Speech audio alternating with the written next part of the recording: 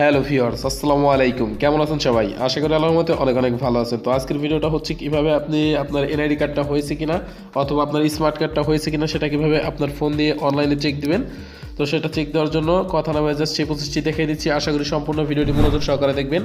অনেকেই কমেন্ট করেছেন NID card সম্পর্কে যে কিভাবে বুঝবো যে আমাদের যে স্মার্ট কার্ডটা সেটা হয়েছে কিনা।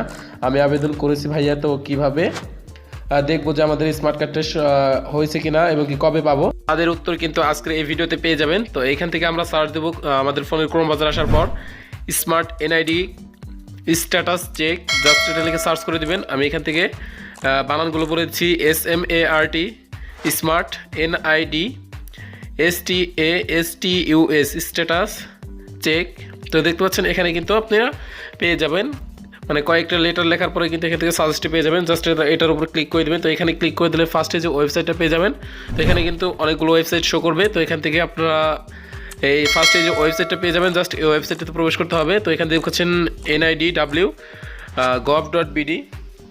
তো এখানে এই ওয়েবসাইটটিতে প্রবেশ করার পর এখানে দেখতে পাচ্ছেন এরকম একটা ইন্টারফেস চলে আসবে। তো এখান থেকে আমরা জুম ইন করে নিব। তো অবশ্যই এখান থেকে জুম ইন করে নেবেন। তো জুম ইন করার পরে এখানে দেখতে পাচ্ছেন 3 নম্বরে যে একটা অপশন আছে স্মার্ট কার্ড স্ট্যাটাস, জাস্ট এই অপশনটিতে ক্লিক করে দিবেন। তো অবশ্যই সেমভাবে আপনারা ট্রাই করবেন। অবশ্যই কিন্তু এখান থেকে আপনাদের এনআইডি কার্ডটা হয়েছে কিনা সেটা কিন্তু আপনারা এখান থেকে যাচাই করে ফেলতে পারবেন। এখান থেকে আপনার স্মার্ট কার্ডটা হয়েছে কিনা, যারা এখনও স্মার্ট কার্ড পাননি আর কি, তারাও কিন্তু এখান থেকে চেক দিতে পারবেন।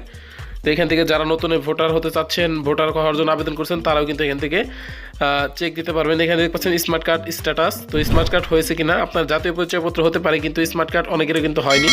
তো এইখান থেকে দেখতে পাচ্ছেন জাতীয় পরিচয়পত্রের নাম্বার অথবা ফর্ম নাম্বার যে কোনো একটি কিন্তু আপনাকে টাইপ করে দিতে হবে। যারা অলরেডি ফর্ম নাম্বারের মাধ্যমে আমার ফর্ম নাম্বার আছে, ভোটার নাম্বার জানেন না, তারা শুধুমাত্র ফর্ম নাম্বার দিয়ে দেবেন এখান থেকে। তো এখান থেকে আমি যেহেতু আমাদের জাতীয় পরিচয়পত্রের নাম্বারটা জানি, তো সেটা আমরা এখান থেকে টাইপ করে দিচ্ছি। তো এখান থেকে জাতীয় পরিচয়পত্রের নাম্বারটা দিয়ে দেওয়া শেষ হয়ে গেলে এখান থেকে জন্ম তারিখটা দিয়ে নেবেন। তো আপনারা যদি জাতীয় পরিচয়পত্রের নাম্বারটা না জানেন, তাহলে ফর্ম নাম্বার যেটা থাকবে সেটাতে কিন্তু এখান থেকে টাইপ করে দিবেন। তো এখান থেকে জন্ম তারিখটা টাইপ করে দেবেন এখান থেকে। তো আমি এখান থেকে জন্ম তারিখটা সিলেক্ট করে দিচ্ছি।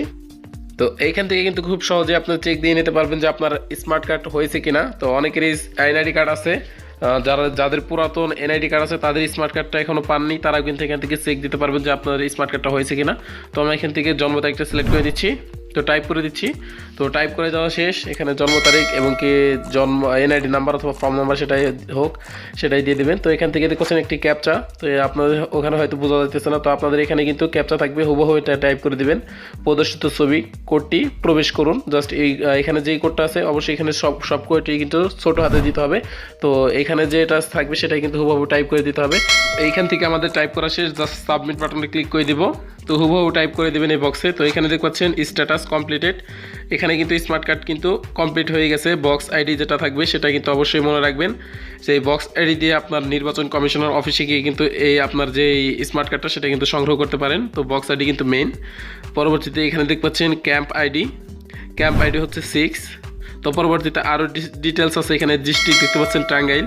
তো উপজেলায় দেখতে পাচ্ছেন ভোটার এরিয়া, দেখতে পাচ্ছেন কন্ট্যাক্ট এরিয়া, দেখতে পাচ্ছেন কন্ট্যাক্ট অ্যাড্রেস, দেখতে পাচ্ছেন। তো এখান থেকে কিন্তু এই এনআইডি কার্ডের যে নাম্বারটা আমি দিয়েছি সেটা কিন্তু কমপ্লিট হয়ে গেছে। এটা কিন্তু স্মার্ট কার্ডে রূপান্তরিত হয়ে গেছে। তো আমি এখন আরও একটি এনআইডি কার্ডের নাম্বার দেখাবো।